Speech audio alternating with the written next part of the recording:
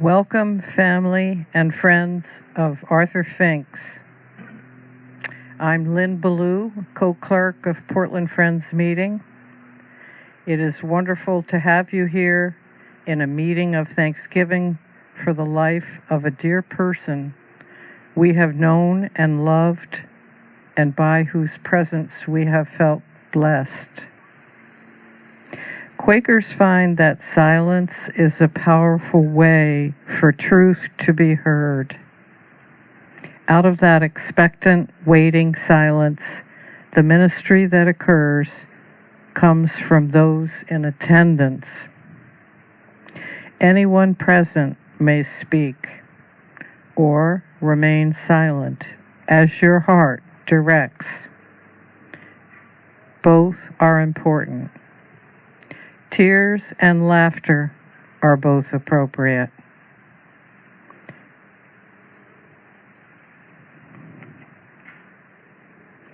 It is helpful to allow time for silent reflection between messages. If you wish to speak, please stand and wait, and the microphone will be brought to you. And so that all can hear clearly, keep it about an inch away from you, no more.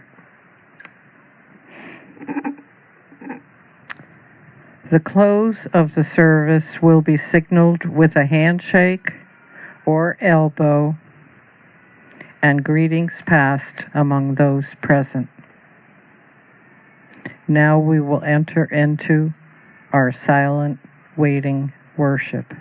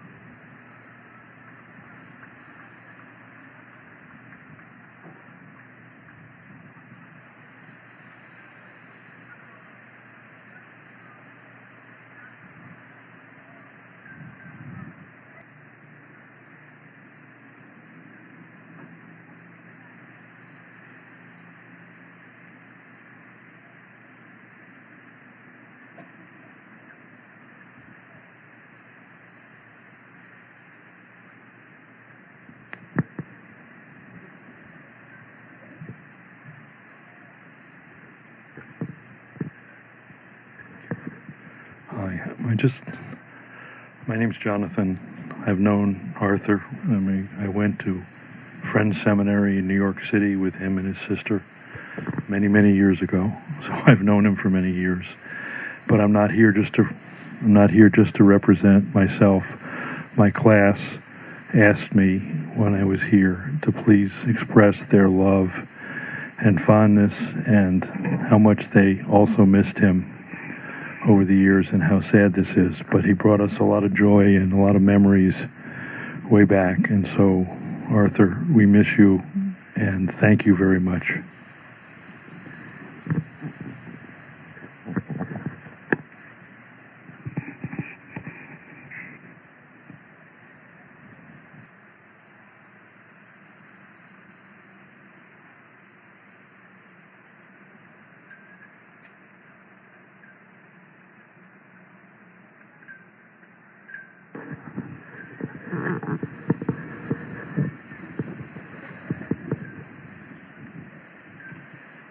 My name is Pat Council, and Arthur is a dear friend, was a dear friend of mine. And the Quaker community was very, very important to him and very dear to his heart. Another community that was very important to him and dear to his heart was the Jewish community, and in recent years he had rediscovered his Jewishness or his affinity to Jewishness and started attending Etzheim Synagogue, which is where I also go.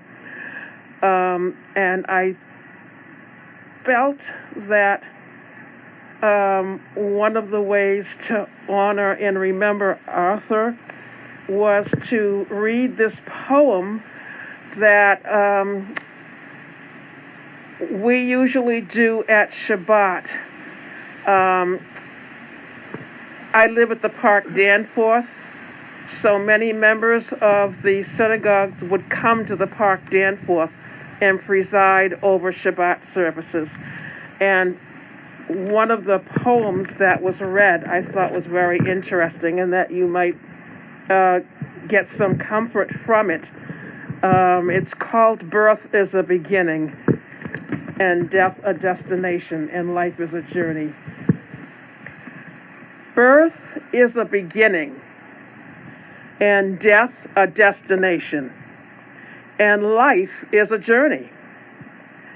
From childhood to maturity, and youth to age, from innocence to awareness, and ignorance to knowing, from foolishness to discretion, and then perhaps to wisdom, from weakness to strength, or strength to weakness, and often back again, from health to sickness,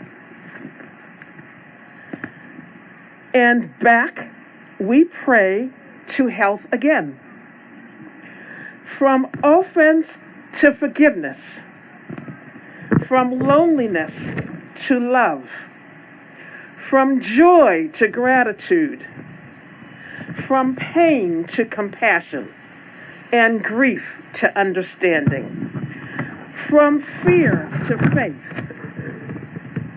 from defeat to defeat to defeat, until looking backward or ahead, we see that victory lies not at some high place along the way, but in having made the journey. I'm sorry about the mask.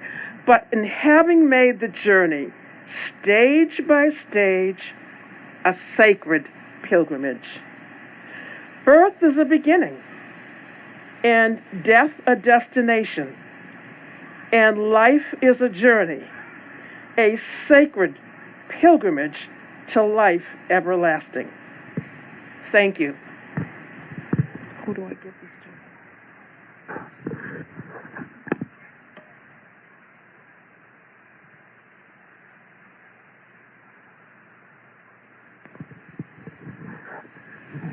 Thank you. My name is Bruce Brown, and I want to just acknowledge that one of the wonderful pleasures every spring over the last 7 or 8 years was my opportunity to meet with Arthur in his studio, because every year, as you know, Arthur was, for even a longer period of time, the official photographer for the Bates Dance Festival in Lewiston. It was a job that he loved to do. And during these several years, I would look forward to going down to his studio and review all the photographs that he took the previous season to put together and curate an exhibition that would go into the building at Bates College that represented the year before. This also gave us an opportunity to see a number of dance performances. The Bates Dance Festival is of national importance. And I want to point out, should you not know, that at this very moment, as of Thursday night, there is a wonderful exhibition, Dance in the Light, at the Jewish Museum at the base of Munjoy Hill at the Atzheim Synagogue. It was a pleasure to work with Anne and Nancy Kahn. She and I co-curated the exhibition. We're also happy to say that the Bates Dance Festival representatives were at the opening the other evening, and have indicated that they would like to have the show that we put together appear at Bates College next summer. So it's a wonderful way to. It's just some beautiful, beautiful photographs, and it's just a way to celebrate an author who loved so many things in life, but among them was sort of music, and dance really holds on. The Jewish Museum is open every day except Saturdays, I think from 11 and then until 4 o'clock. So there are a few weeks for you to drop by and enjoy and celebrate his life and his wonderful aesthetic abilities to take some memorable, wonderful photographs that he leaves as part of a long and rich legacy. Thank you.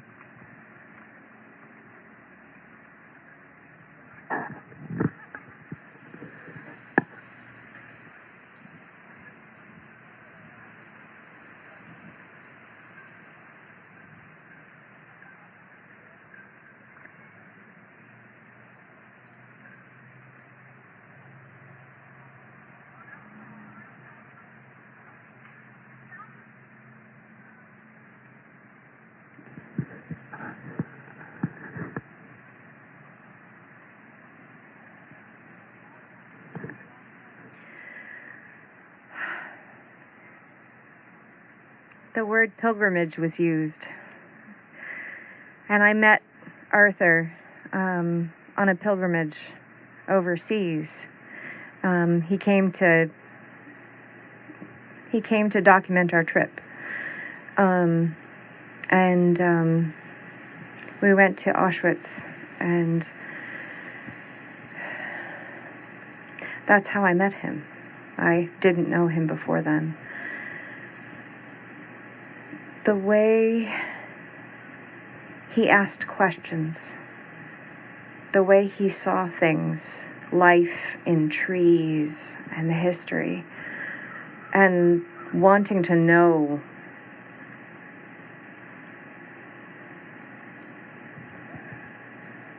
the truth of each person he was with, their truth, curious about who I was, and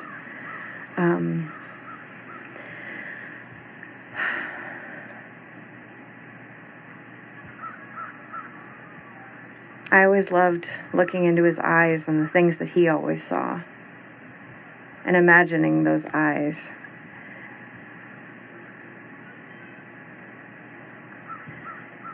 You know, his the photograph that is sort of his photograph of him with just the camera. And I had this image looking up at the moon the other night, like it was his camera, and seeing and being here with all of us, and that light continuing.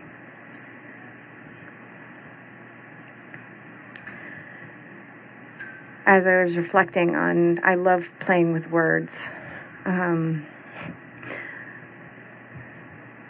My vocabulary isn't very large, but I love playing with words, and the way they're spelled, and the way they're arranged, the way they look.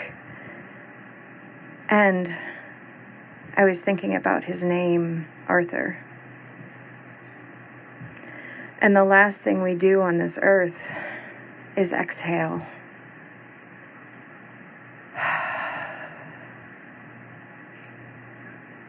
His name, Art. You are. Art. You are.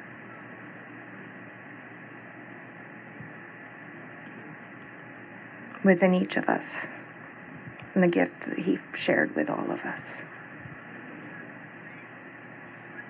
Art. You are.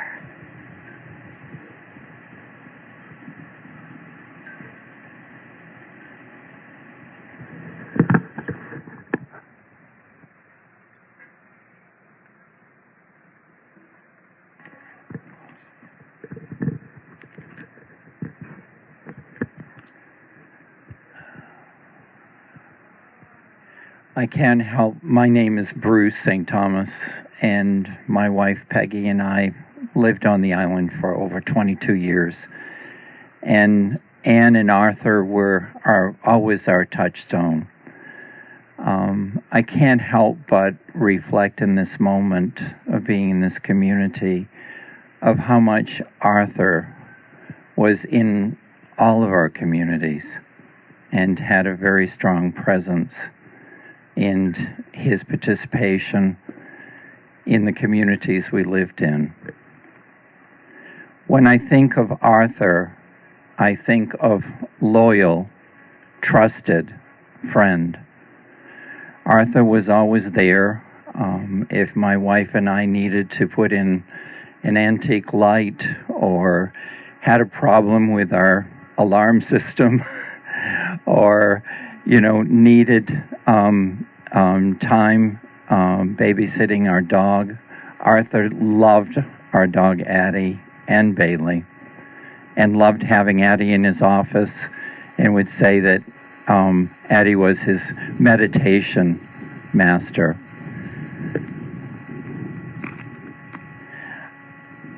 When I think of Arthur as a person, he was a person who revered the truth, fought for justice, showed kindness, and embraced beauty. His name, Arthur, means strong as a bear. And I think of his presence as being very strong, very available to friends and community alike. And like the legendary 6th century King Arthur, Arthur was always on a quest. He assertively pursued political issues, his Quaker roots, the development of the city of Portland, Portland arts, dance photography, Pichacucha, Peaks Island community affairs, and at 4 a.m., Arthur reviewed the Boston Globe, the New York Times, the Portland Press Herald, and he was ready to discuss world, national, and local issues on the 6:15 a.m. boat that my wife and I took to Portland every day.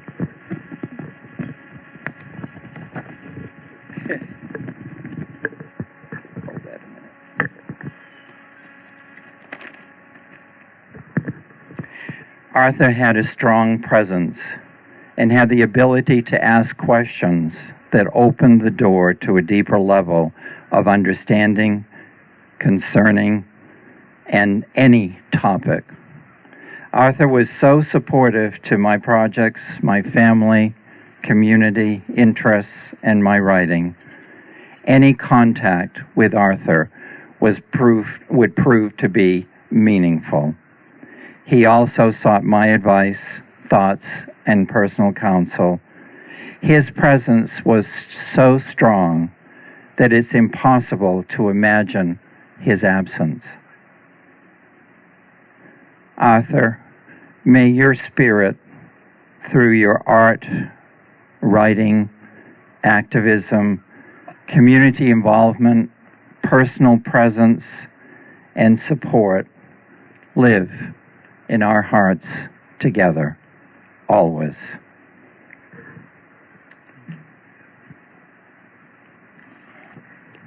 May Arthur's pictures and art help us see the world. He helped a lot of us change, and he's been there for us pretty much every day, every year, every week. He's been there for every single one of you. If like something broke, he's helped you fix it. If you needed some assistance, he's helped you. He's helped you with many things in this world.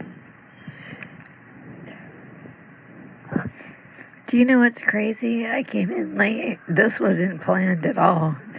So he must have done something right. Good job, baby. You didn't even plan that at all.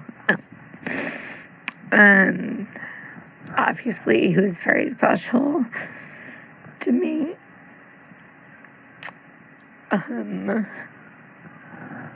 He showed me patience, kindness, courtesy.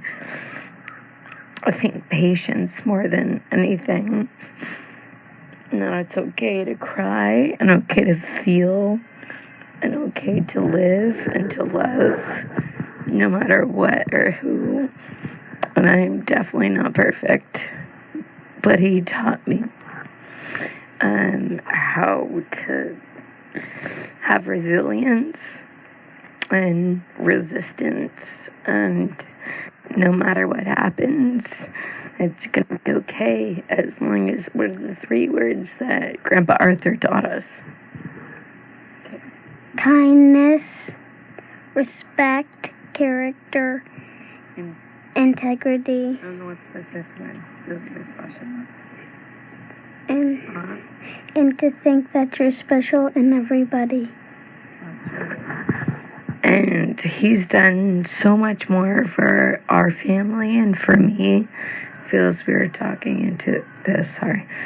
But the fact that my son, even as who's shy as can be, stood up, that goes to show how much he has done for generations to come. He always used to tell me, if you even can, like every tree branch, if there's another root, just create that root in a positive way.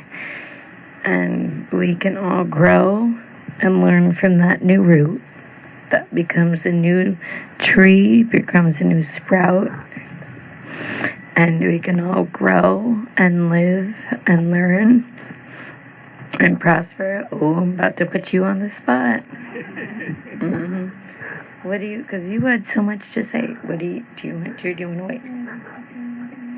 Yeah, that was me eating my hair. He taught me how to somehow, and Peggy and Bruce, and like so many people that I've, Mary Lavendier, family that's here, and Lynn and Jim and Austin. Like, I am just so grateful to be here. And of course, Auntie Jan. And it wouldn't be me if I was only 10 minutes late.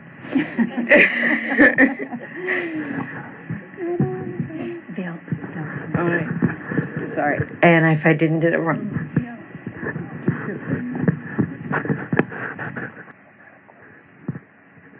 I'm Rory Sellers. A lot of our immortality comes through the stories that we tell. And Arthur told wonderful stories. And let me share in his life that way, whether he was telling a story about Bazooka Joe or Joe Wiesenbaum. And then Arthur became part of our stories that we could tell about a wonderful man standing in a foot of freezing water on top of a roof looking for a drain. A gentle soul lying asleep on a bench on a ferry after an exhausting day. miss him.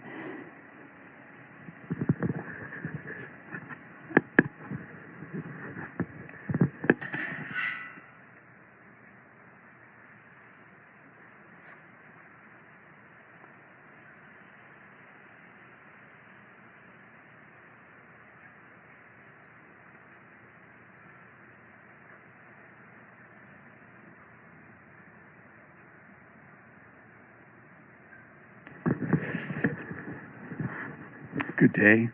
My name is Ted Heichel, and I wish I had the abilities Arthur had to stand up in front of a crowd, and he was an orator in my mind, and he would always say just the right thing at just the right time and have the right hesitation in between his thoughts. He was very precious to me.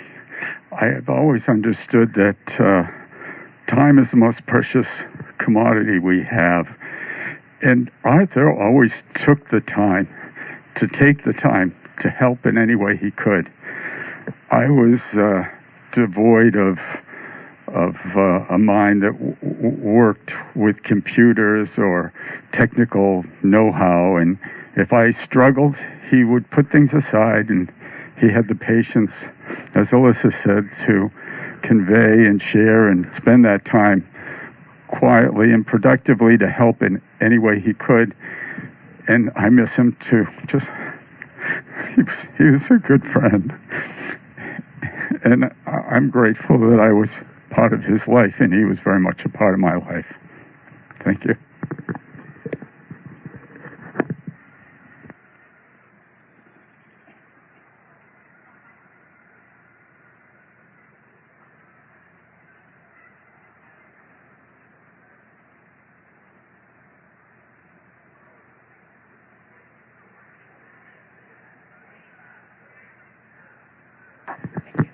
Thank you. Kay Aiken, I certainly didn't know Arthur long enough. A lifetime wasn't long enough. He was probably, when Carol and I moved here in 2013, he was the first one to befriend us on the ferry. We had our special seats where we talked about life, what it meant. And I think every one of us has a superpower. And Arthur's superpower was asking questions.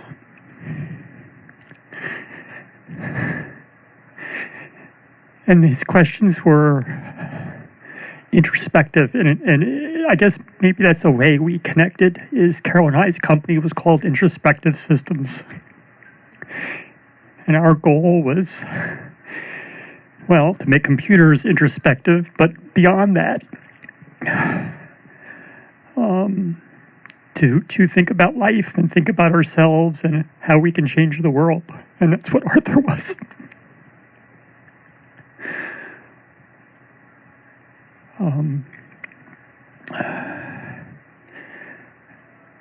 In the last 2 years,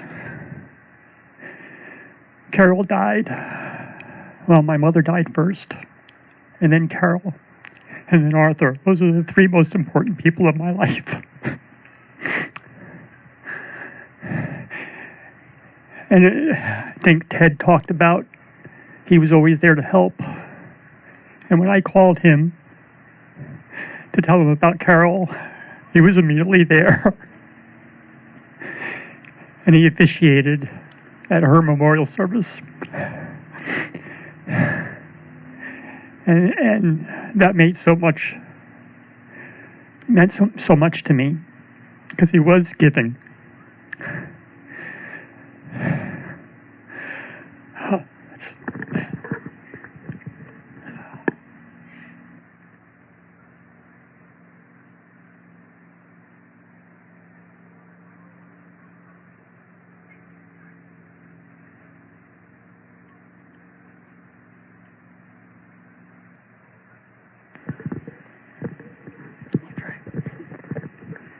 Hi, I'm Lynn.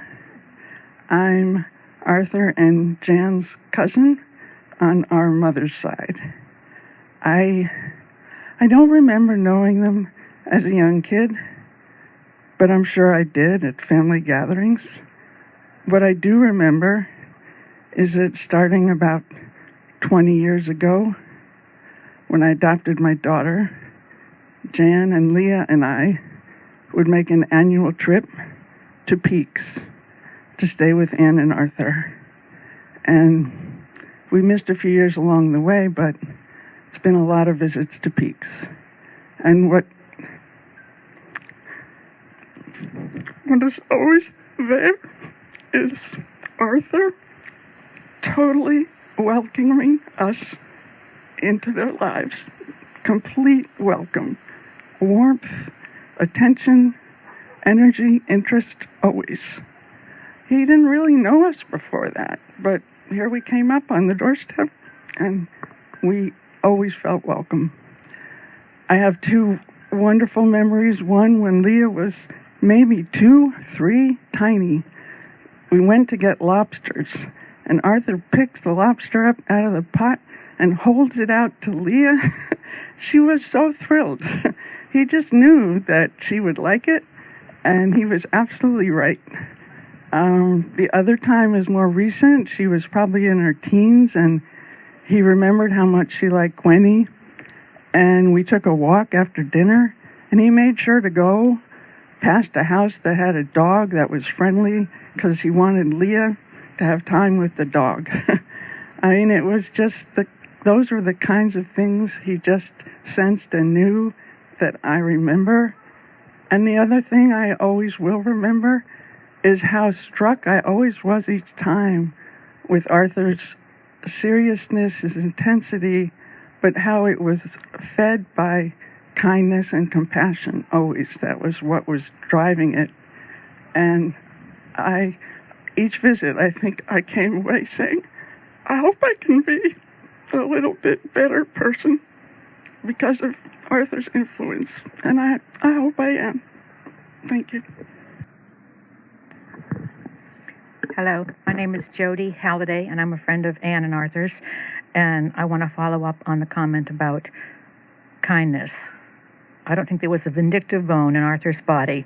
And I learned from Arthur, or I observed in Arthur, his capacity to, when he saw somebody being unkind to somebody else, to back away and turn it around and realize that it was more reflective on the person that was being unkind than it was on the unkindness that was trying to go out into the world.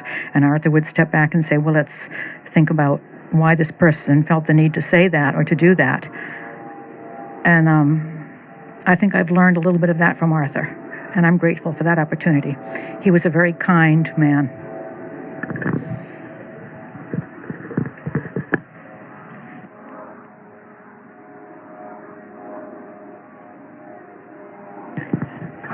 All right, can I quickly piggyback on that? This man has so much patience that he raised 2 boys through the teenage years and then managed to raise me through the teenage years, and yet still was humble and kind and compassionate the entire time through everything. And I pray that I can have some of that compassion.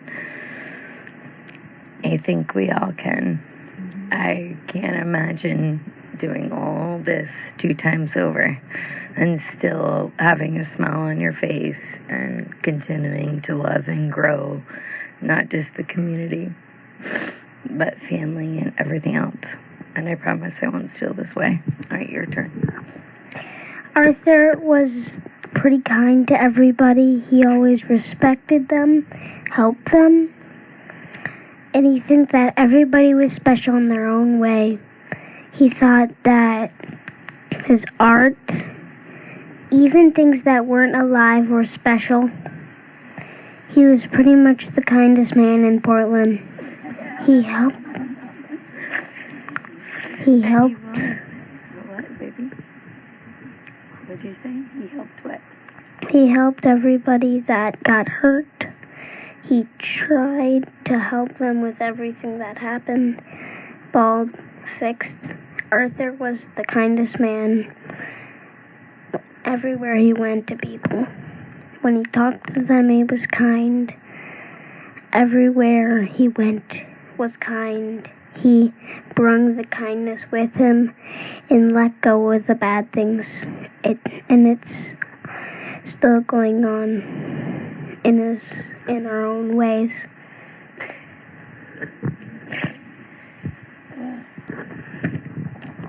The sun finally came out, and I had this to read to you.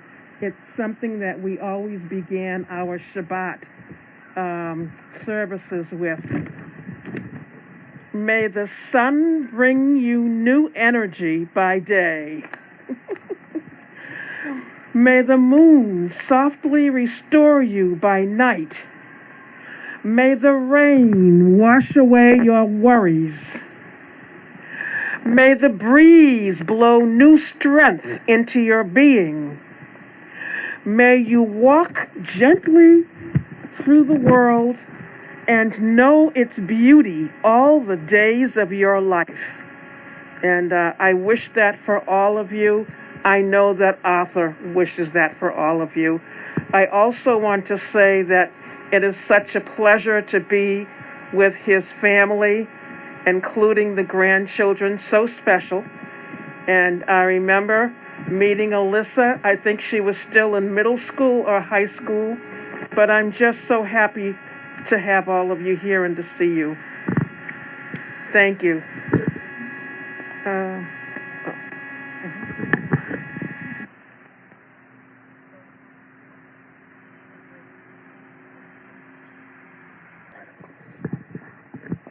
My name is Timmy Sellers.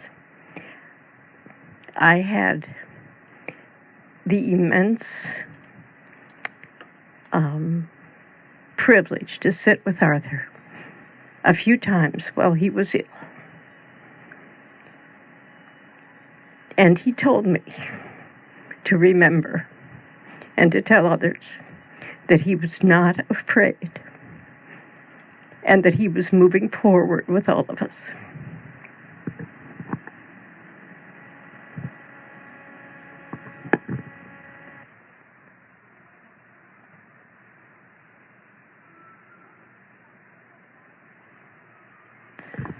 My name is Mary Lavendier Myers.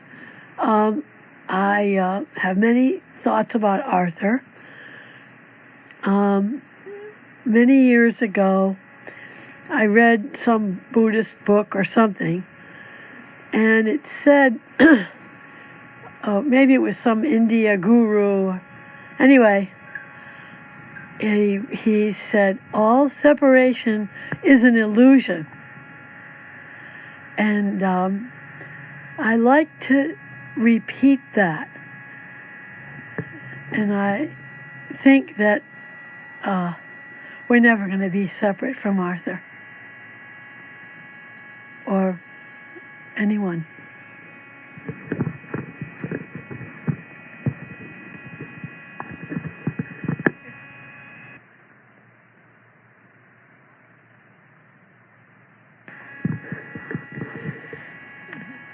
I'm Jeannie O'Brien, and I met Arthur through dance.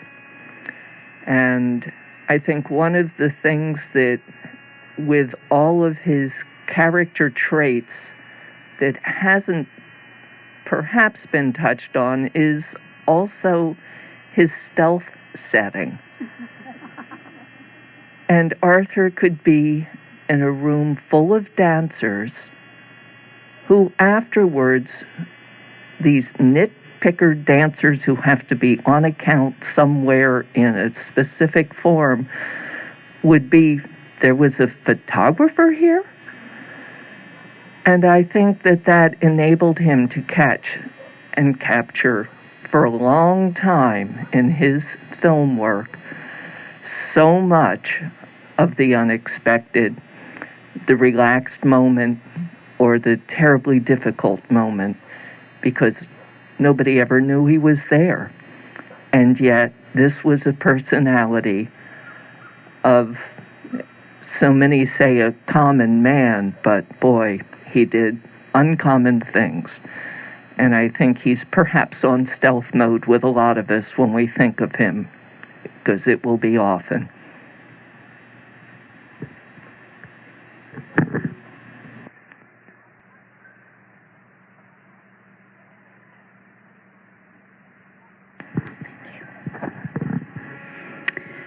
My name is Priscilla Mahoney. I am the immediate past president of the Association for Consulting Expertise, and I want to just share how honored I am to be amongst Arthur's closest friends and family.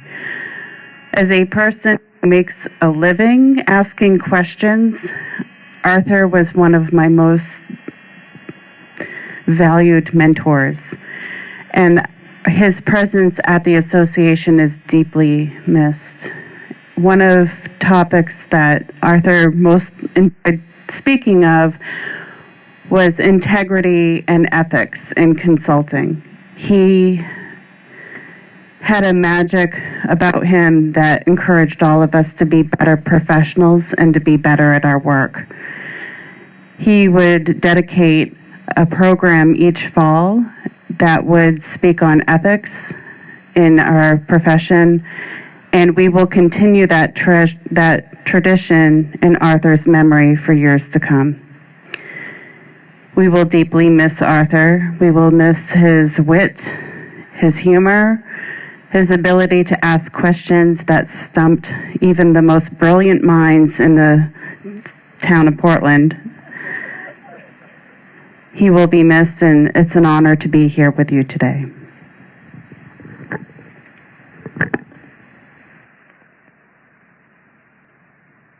I want to build on that stumping questions. My partner, Carol, I think was one of the most smartest people in the world, and Arthur was right there with her. And the two of them debating on the ferry on our trip to Portland and back was just a sight to behold. Two amazingly out-of-this-world intellects talking about life, what it meant, science, AI, didn't matter what it was. And the times when Arthur would stump Carol were the most precious. And then Carol would debate for the next 3 trips on why she wasn't stumped. And Carol and Arthur would still beat her.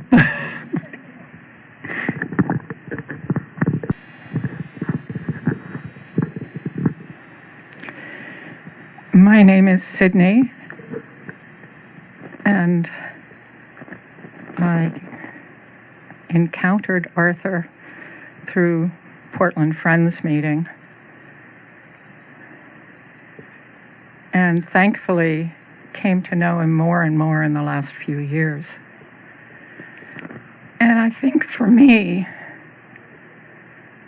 what Arthur did was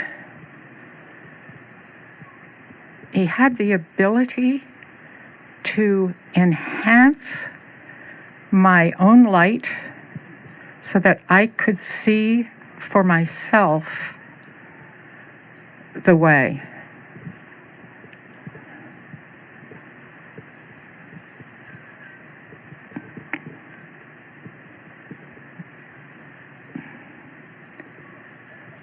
He was a booster of one's light.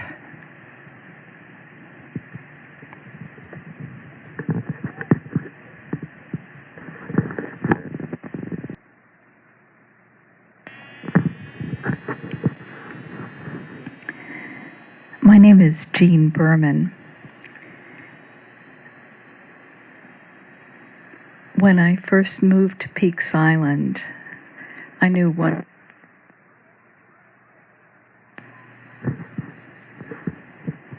And Arthur reached out to me on the boat. I had a couple of really lonely years, my first couple of years here. And when I saw Arthur on the boat, that was a special connection. What anchored me here in this area after having been in Colorado for many years was CHIME, the Chaplaincy Institute of Maine. And I settled here to participate in that 2-year program. A local mentor. And I decided I would ask Arthur if he would be my mentor. And he said, "Oh, I'd love that." And so I came to have a session with him, I think maybe every month over a period of time, and got to know about the questions that made me think in ways that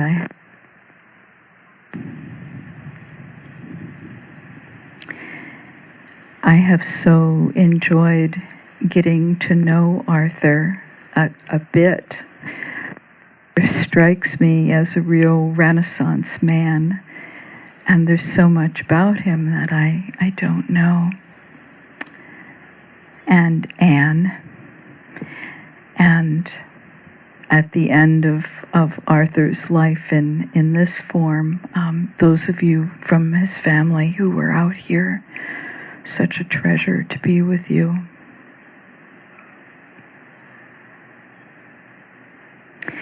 I wanted to speak following the last speaker because a song came to my mind that just seemed to be fitting.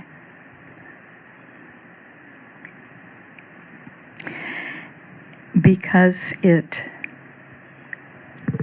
says, what several people have remarked on about Arthur, that he could see the best in people and wanted to support that and wanted to bring that forward. If you know the song, feel free to sing along. How could anyone ever tell you you were anything less than beautiful? How could anyone ever tell you you were less than whole? How could anyone fail to notice that your loving is a miracle? How deeply you're connected to my soul.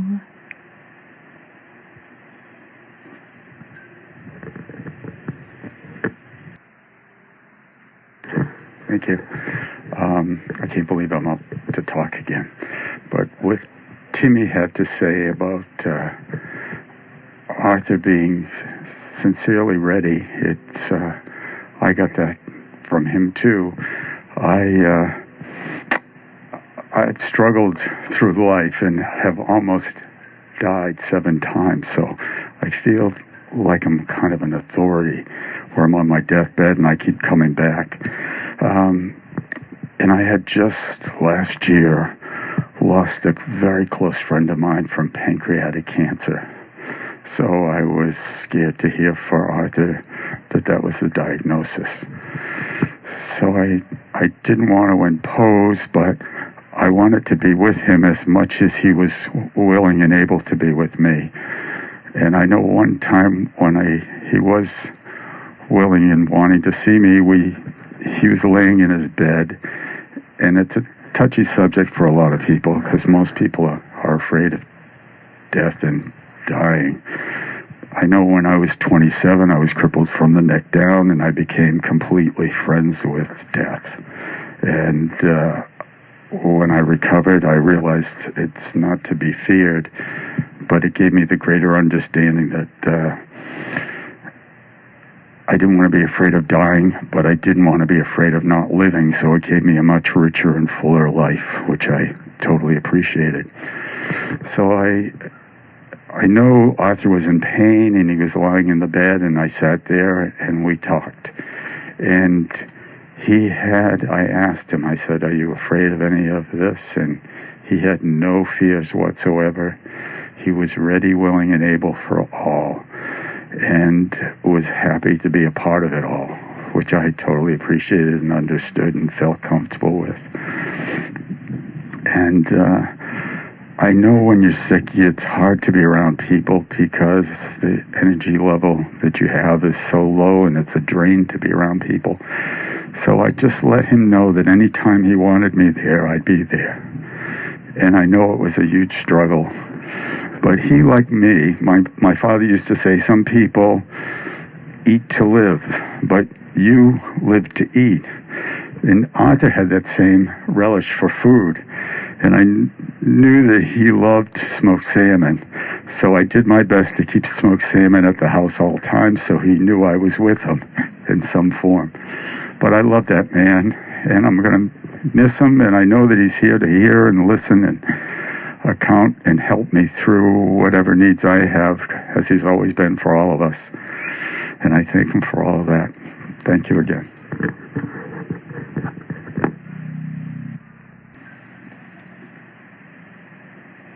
I too was privileged to have some conversations with Arthur during that time, and indeed, he was showing us the way. It was a great privilege for me and an inspiration which I will never forget. And it's lovely to hear of other people's experience of this, and of some who have not spoken, who I know also had that. And we've heard so many wonderful things about Arthur. I've been thinking particularly about his ability to speak well, his appreciation of the beauties of life, especially art and music, things created by other humans. And I was struck this week with this poem that I'm holding and going to read, because to me, I felt like he would appreciate this, and it resonates so well with what we were just saying about Arthur and about lack of separation and the fact that this is not the end. It's by Rumi, and it's When I Die. When I die, when my coffin is being taken out, you must never think I am missing this world.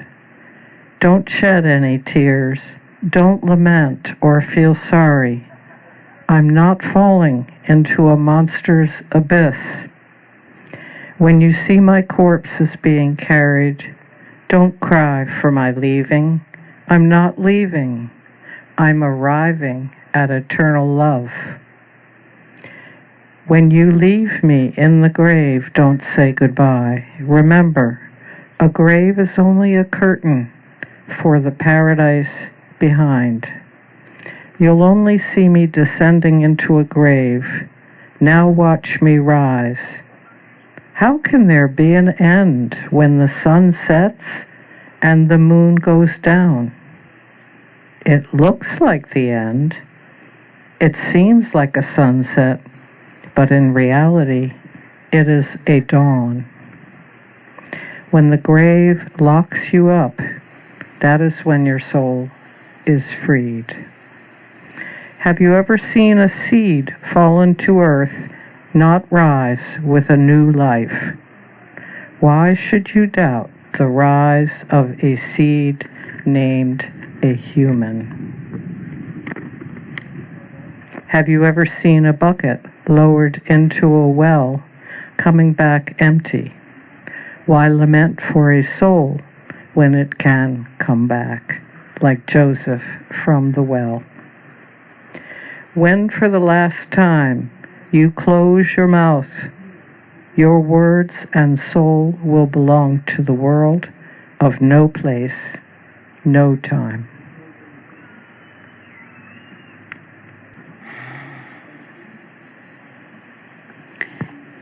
That was a beautiful poem. Thank you so much. I know he loves it. So I remember when Arthur and I first came together, I knew right away we were kindred spirits because it was 5 weeks before either of us could have time to get together for lunch. And from that first lunch, we were home. And that conversation never ended. Sometimes we could go for 4 and 5 hours. I know that's hard to imagine, maybe. We just took natural breaths and natural breaks and things, but we'd come back. One of us we had little games. And one was, now here's an ethical dilemma. And then you'd share it, and it could be over the minutest thing. What do we think about that? And we would discuss it. But whether it was art or writing or ethics or life, it was a blessing. I know we were together in a past life. And I will share, and at one point, towards the end, I stood there and I looked at him and I put my hand on my hip and I said, I'm not going to do this again. And he kind of looked at me like, what do you mean? What? And I said, only if I get to choose. It's my turn, right? I get to choose what happens the next time. So he smiled and he kind of looked like, so what are you thinking? And I waited a while and then I came back and I said, here's the deal. We're coming together when we're 7 years old. By that time, physics will be taught in everything. Not this narrow, dry way of being. And he smiled. And I said, and we are not coming back here until math is taught as an art. Let's get this clear. We're not going to do this again, right? And I said, and we will each be artists already. And I said, and I will be an ice skater. And you just may be a dancer. And he just opened into this beautiful smile. So it was a treasure, a gift, a blessing. And when he called, as I was being grandmother in California for 7.5 months, and he called at 3 a.m, and I was like, darling, it's 3 a.m. And he had just gotten off the computer to understand the assessment, the first initial assessment, pancreatic cancer, stage 4. And we were silent, and we just went into silence together. And out of that, I said, Arthur, we only have one job here. And I was silent for a while. And then I could feel him like, what's our job? And I said, what are we here for? Our job is to be spirit-held. And that's what we're here for in life. There's so many distractions. We've worked hard, but now let's really do this. Because I believe that's going to make a huge difference as you make your transition into whatever. Let's do this. And he said, yes, let's. And it was amazing to watch our Arthur just move into gear wholly, thoroughly, immaculately. And if you ever wondered how he could be in so many groups, it's kind of like if you've ever been to Japan, to Tokyo. Being in Tokyo is going so fast, it looks slow. It's like being on a fast train. You think, gee, this isn't so much. It's going so fast. It's going slow. So I'm really grateful. Tokyo makes New York look like a sleepy little town. And Arthur was a lot like that. You couldn't, if you could watch it in action, it was just so distilled and focused. And he was going so fast. He was going slow. So the last 7 weeks, really 10, were just amazing. And we were so glad that the children could come up and be with him. That meant a lot to him.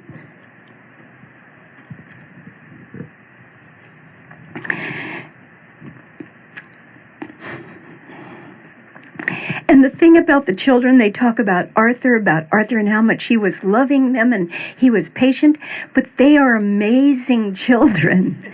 And he was as enchanted with them as anything. And he learned from them, and that is how it is.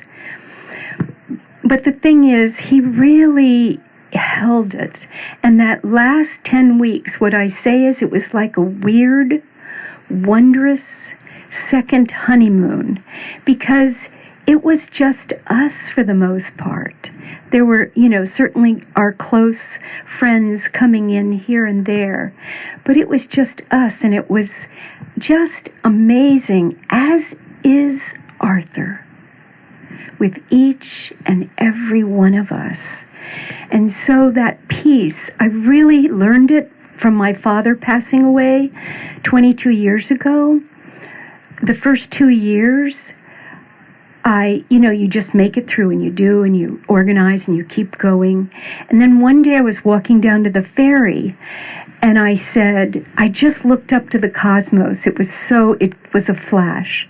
And I said, oh my God, I don't think I can sustain this much pain much longer.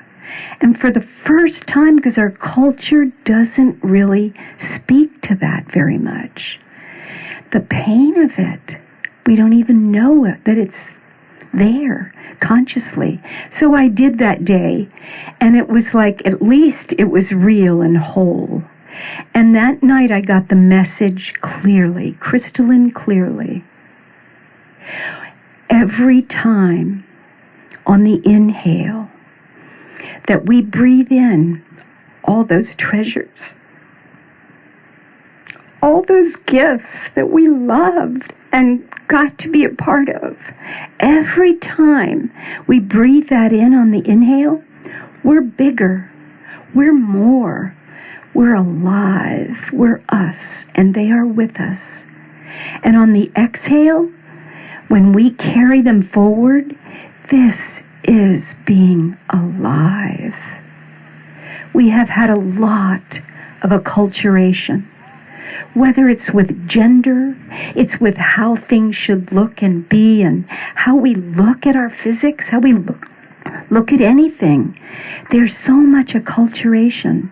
And other cultures that are older, more experienced, they have more of an understanding of being alive.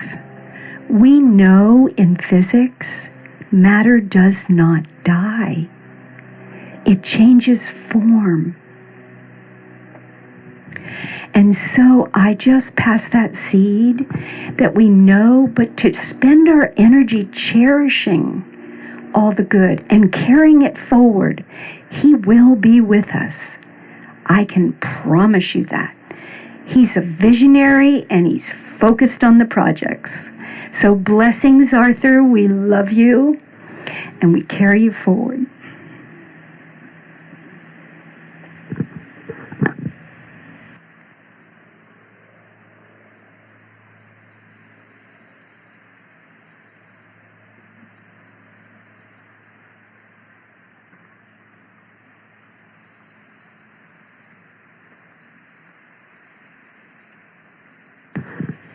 Hi, I'm Jan, Arthur's sister, and I just want to pick up on 2 words Anne said, which was somewhere in there. Arthur is. I mean, everyone here picked up something from Arthur, whether it was kindness, humor, questions, answers, art, photos, whatever. Arthur is. But I also wanted to thank all of you who were all of his communities, because I too was here during some of those last weeks. And yes, he was ready, but part of the reason he was so ready was he had so many communities of support. And many of you here were among them, and I just wanted to thank you on behalf of all of us. So yes, Arthur is.